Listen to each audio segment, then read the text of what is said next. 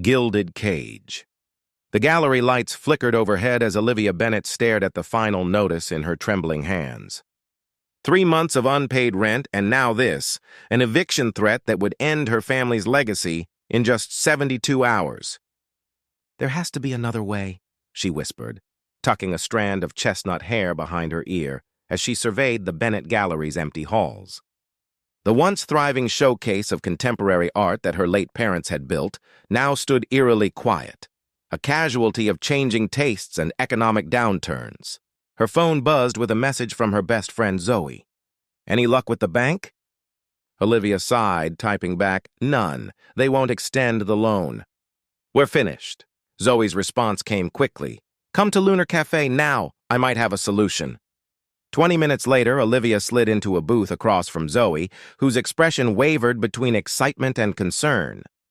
"Before you say no," Zoe began, sliding a business card across the table, "just hear me out." The embossed card read simply, "Dominic Blackwood, CEO, Blackwood Technologies." "The Dominic Blackwood?" Olivia frowned. "What does a tech billionaire have to do with saving my gallery?" Zoe leaned forward. "I work in his HR department, remember? He's looking for a wife." Olivia nearly choked on her coffee. "Excuse me?" "It's complicated," Zoe explained. "For inheritance and image reasons, he needs to be married by his 35th birthday, which is in 3 months. It's strictly business. 1 year of marriage, and he's offering $2 million. "You're suggesting I sell myself to save the gallery?" Olivia stood outraged. "I'm suggesting a mutually beneficial arrangement with a man who never has time for dating anyway," Zoe countered. "Just meet him. What do you have to lose?" 2 days later, Olivia found herself in the gleaming Blackwood Technologies Tower, being escorted to the top floor by an expressionless assistant named Rebecca. "Mr. Blackwood will see you now," Rebecca said, opening massive double doors to reveal a minimalist office overlooking the city. Dominic Blackwood stood with his back to her, silhouetted against floor-to-ceiling windows. When he turned, Olivia's breath caught, not just at his striking appearance with sharp features and penetrating gray eyes, but at the absolute coldness in his gaze. "Miss Bennet," he said, voice deep and devoid of warmth, "I appreciate your punctuality." "Mr. Blackwood," Olivia managed, fighting the urge to flee. "I think there's been a misunderstanding." "No misunderstanding," he interrupted, gesturing to a contract on his desk. "You need money to save your gallery." "I need a wife temporarily. The terms are clear. 1 year of marriage, $2 million, and complete discretion." Olivia's cheeks burned. "You can't possibly expect—" "I expect a business arrangement," he said clinically. "Nothing more. No emotional entanglements, no public disagreements, and certainly no romantic expectations." His gaze swept over her as if assessing merchandise. "You'll have your own suite in my penthouse. We'll attend necessary functions together. Otherwise, our interactions will be minimal." The clinical detachment in his voice made Olivia's artist soul recoil, yet the thought of her parents' legacy disappearing forever steeled her resolve. "And after the year?" she asked quietly. "A quiet divorce. You keep the money. We move on." Olivia took a deep breath. "Why me?" Something flickered in his expression, so briefly she almost missed it. "You have no scandalous past. You're educated, presentable, and according to my research, fiercely loyal to family legacy. You won't risk the gallery by breaking our agreement." The assessment, while accurate, felt like an invasion. Yet what choice did she have? "When would we—" She couldn't finish the sentence. "Tomorrow," he replied. "My lawyer has the paperwork ready. We'll have a private ceremony with only necessary witnesses." Olivia's fingers trembled as she reached for the contract. "I'd like my own lawyer to review this." For the first time, something like respect flickered in Dominic's eyes. He nodded once. "Of course. Rebecca will coordinate. Until tomorrow, Miss Bennet." 24 hours later, Olivia watched her signature dry beside his on their marriage certificate, feeling as though she'd just signed away more than just her freedom. As Dominic slipped a gorgeous but emotionally meaningless ring onto her finger, their eyes met. In that moment, Olivia realized she had indeed saved her gallery, but at what cost to her heart she had yet to discover. Beneath the surface. The Blackwood penthouse sprawled across the top floor of a gleaming skyscraper, all sleek lines and minimalist design that spoke of wealth without warmth. After 2 weeks of marriage, Olivia still felt like an intruder in this pristine space, tiptoeing around her own home. Dominic remained an enigma. He left before dawn each morning and returned late, their interactions limited to occasional dinners where conversation rarely ventured beyond polite formalities. Tonight, however, he hadn't returned at all. Restless, Olivia wandered the dimly lit hallways, her silk robe whispering against her skin. This marriage might be a business arrangement, but living as strangers under one roof felt increasingly unsustainable. Her attention caught on a door she'd never noticed before, partially hidden behind a Japanese folding screen. Curiosity piqued. She tested the handle and found it unlocked. Inside lay a room utterly unlike the rest of the penthouse. Where the other spaces were stark and modern, this room held worn leather chairs, bookshelves overflowing with well-read volumes, and walls covered with photographs. It felt lived in, personal, a sanctuary. Olivia moved carefully among the memories, studying photographs of a younger Dominic with an elderly man who shared his sharp features. In one particularly striking image, teenage Dominic stood beside a young woman with gentle eyes, both of them laughing. A leather journal lay open on the desk. Olivia hesitated, her conscience warring with curiosity. She shouldn't pry, yet something about this hidden room felt like the key to understanding the man she'd married. Just a glimpse, she told herself, running her fingers lightly over the page. June 12th, 10 years since I lost them both. Father says I need to move on, but how does one move on from watching everything burn? The entry's raw pain made her step back. Before she could process what she'd read, the lights flicked on. Enjoying your exploration? Dominic's voice cut through the silence. Olivia spun around, heart racing. He stood in the doorway, tie loosened, eyes thunderous. I'm sorry, she said quickly. I was just invading my privacy? His tone remained controlled, but ice cold. Trying to understand the man I married, she countered, surprising herself with her boldness. Something shifted in his expression, not softening exactly, but a crack in the perfect facade. There's nothing to understand. This arrangement is financial, not emotional. Olivia gestured to the photographs. Who is she? The woman in these pictures? Dominic's jaw tightened. Sophia. My fiancée. He paused, then added with clinical detachment. She disappeared 10 years ago, the same night my family's first corporate headquarters burned down. The information landed like a physical blow. I'm sorry, Olivia whispered. Save your sympathy, he said sharply. I don't need or want it. Yet something in his rigid posture suggested otherwise. A loneliness so profound it had become his armor. The man in these photos with you? She pressed gently. Your father? My grandfather, Dominic corrected, surprising her by continuing. He raised me after my parents died. He's the one who built Blackwood Technologies from nothing. And now you're trying to protect his legacy, Olivia realized. That's why you needed this marriage. His eyes narrowed. The details don't concern you. They do when I'm part of them, she countered.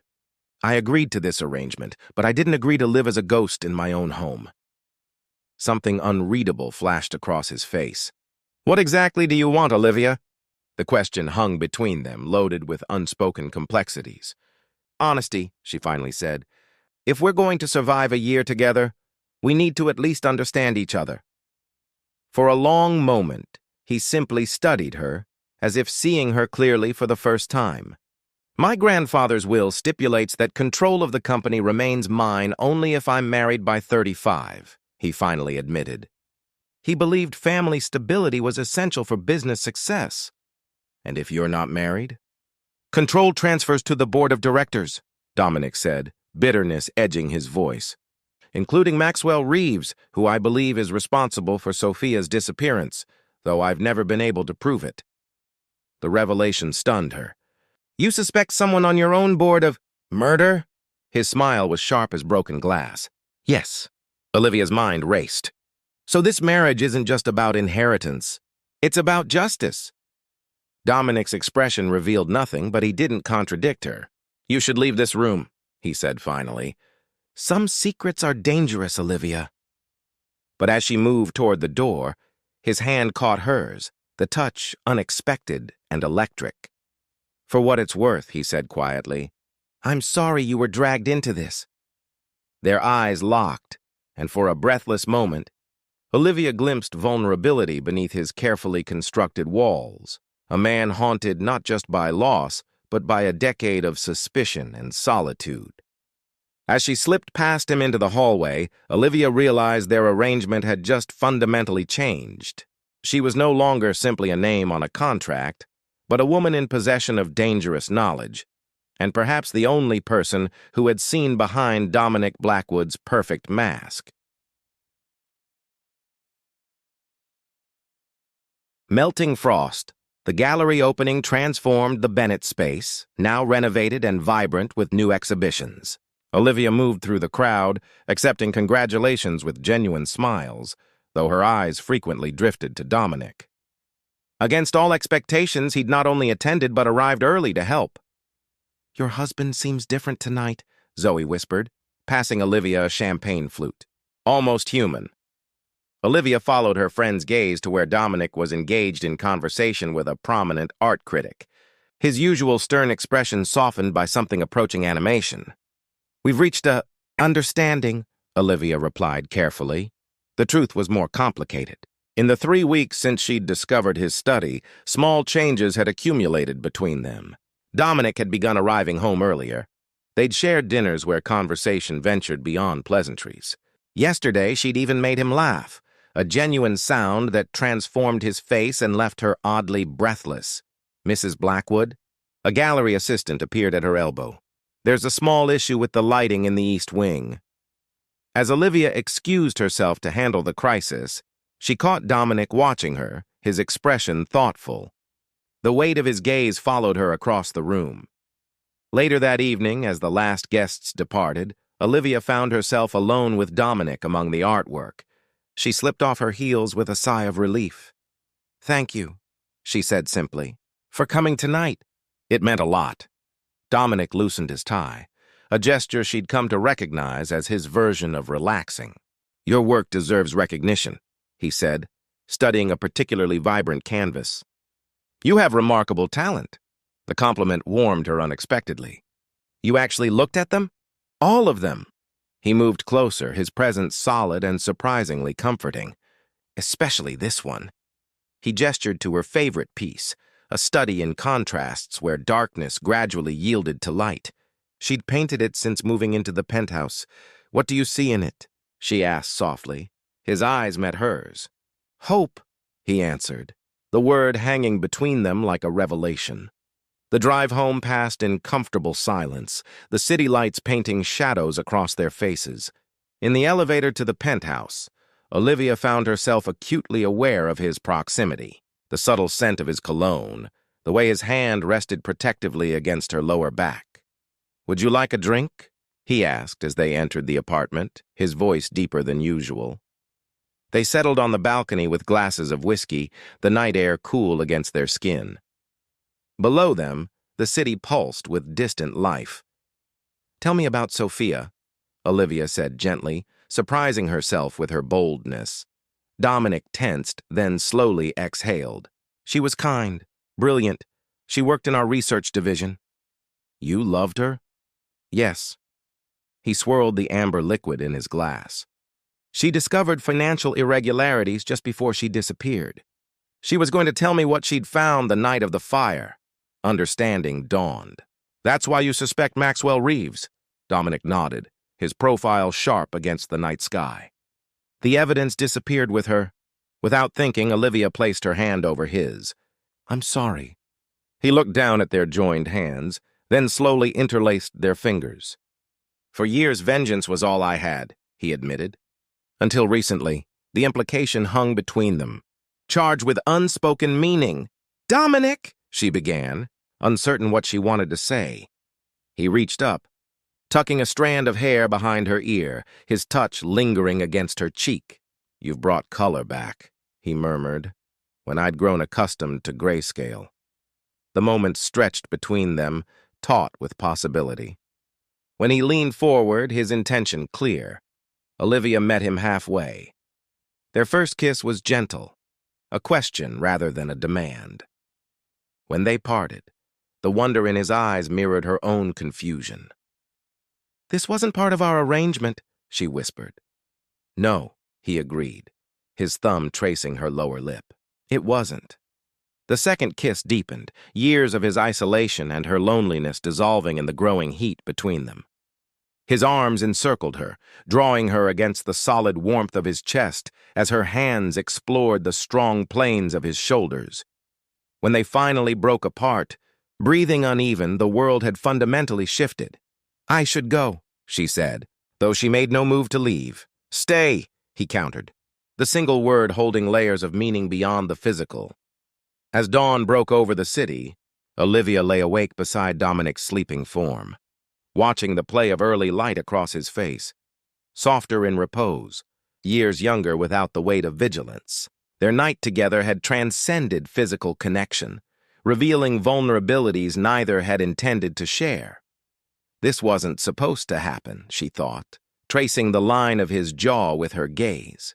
This marriage of convenience had become inconveniently complicated by the most dangerous element of all: genuine feeling. Part 4. Shattered Trust. "You need to see this," Dominic said, his voice tight as he placed a folder on the breakfast table. 4 months into their marriage, their morning routine had evolved into comfortable domesticity that still surprised Olivia. She opened the folder to find financial reports. "What am I looking at?" "Blackwood Technologies Research Division funding."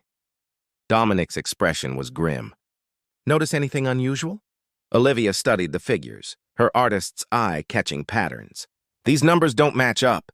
"It looks like money is being siphoned off?" "Exactly." He paced the kitchen, energy radiating from him. "Just like what Sophia found 10 years ago." Understanding dawned. "You think the same person is still stealing?" "I know they are, and I think I can finally prove it's Maxwell." His eyes locked with hers. "But I need your help." Olivia reached for his hand. "Whatever you need." That afternoon found her in the company archives, posing as an art consultant assessing spaces for new installations. Her real mission: accessing historical financial records that might connect to Sophia's discoveries. "Mrs. Blackwood?" A smooth voice interrupted her search. "What a pleasant surprise." Maxwell Reeves stood in the doorway, impeccably dressed, his smile not reaching his calculating eyes. At 55, he exuded power and influence as Blackwood's senior board member. "Mr. Reeves." Olivia maintained her composure despite her racing heart. "I'm considering artwork for the executive floor." "How domestic of Dominic," Maxwell commented, his gaze sweeping over her with unsettling intensity. "He was never one for aesthetics before you." "People change," she replied carefully. "Not fundamentally." Maxwell moved closer. "Tell me, does he still keep that shrine to Sophia? Or have you managed to replace her completely?" The casual cruelty of the question confirmed everything Dominic had suspected about this man. "I should be going." Olivia gathered her things, including the files she'd discreetly copied. Maxwell blocked her path. "You know, I never understood why Dominic chose you. A struggling artist with a failing gallery?" His smile turned predatory. "Until I realized you remind him of her. Same compassionate eyes, same vulnerability." The implied threat hung in the air between them. "Excuse me," Olivia said firmly, stepping around him. His hand caught her arm. "Whatever you're looking for, stop. Some questions are dangerous, Mrs. Blackwood." Sophia learned that lesson too late. She wrenched free, maintaining her dignity as she walked away, though fear prickled along her spine. That evening, as she explained the encounter to Dominic, his face darkened with rage and concern. "This ends now," he said, examining the files she'd retrieved. "These prove the embezzlement pattern extends back 15 years. Maxwell has been stealing from the company since before my grandfather died." Olivia pointed to a particular entry. "Look at this subsidiary, Phoenix Holdings." "Wasn't that the property company that owned our original headquarters building?" Dominic finished, realization dawning. "The one that burned down with Sophia inside." "Insurance fraud," Olivia whispered. combined with silencing the person who discovered his embezzlement. Dominic's hands shook slightly as he gathered the evidence. I'm taking this to the board tomorrow. With this proof, Maxwell will finally face justice.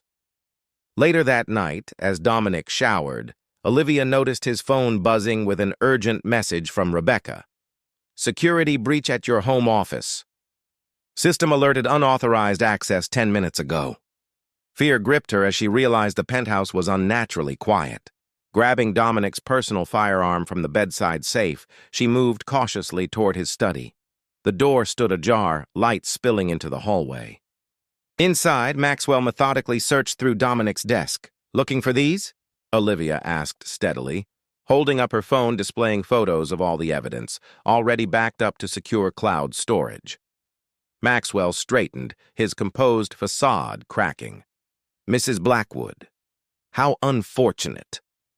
The police are already on their way, she bluffed, keeping the gun trained on him. His laugh held no humor. Do you think I survived this long by being careless? The security system is disabled. Your phones are jammed. And Dominic is about to have an unfortunate accident in the shower. Horror flashed through her as she heard movement behind her. She spun to see a second intruder approaching the bathroom. Dominic! She screamed in warning, momentarily distracted. Maxwell lunged, knocking the gun from her hand. They struggled, crashing into the desk as Olivia fought with unexpected ferocity. She managed to strike the emergency button beneath the desk edge before Maxwell pinned her. Such spirit, he hissed. Sophia fought too, you know. Right until the end. Hearts unveiled. The courtroom fell silent as the judge delivered the verdict. Maxwell Reeves, former Blackwood Technologies board member, found guilty on all charges: embezzlement, fraud, arson, and the murder of Sophia Chen. Olivia squeezed Dominic's hand as 10 years of his relentless pursuit of justice culminated in this moment. His face remained composed, but she felt the slight tremor in his fingers, the only outward sign of his emotional earthquake. Outside, reporters clamored for statements. Dominic faced them with newfound grace, his arm steady around Olivia's waist. Today brings closure, not just for me, but for Sophia's family and all those affected by Maxwell Reeves's crimes, he stated. Blackwood Technologies will honor Sophia's memory by establishing a foundation for corporate ethics in her name. As they escaped to their waiting car, Olivia studied her husband's profile. How do you feel?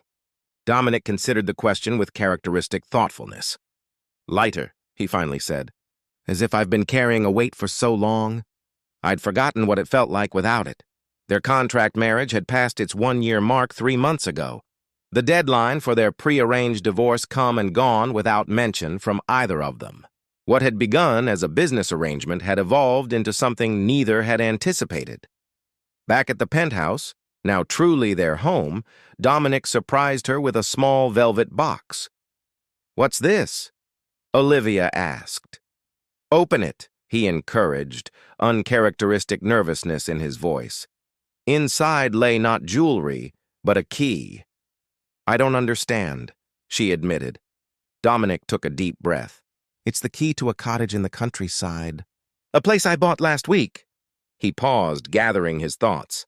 All my life I've lived in cities, concrete and glass. Even with you, we've been surrounded by the remnants of my past. Olivia turned the key over in her palm, sensing the significance of this gesture. I thought, he continued carefully, we might need somewhere new, a place that's just ours, without history or obligations. Somewhere we could go on weekends, eventually maybe more permanently. Somewhere I could watch you paint landscapes instead of cityscapes.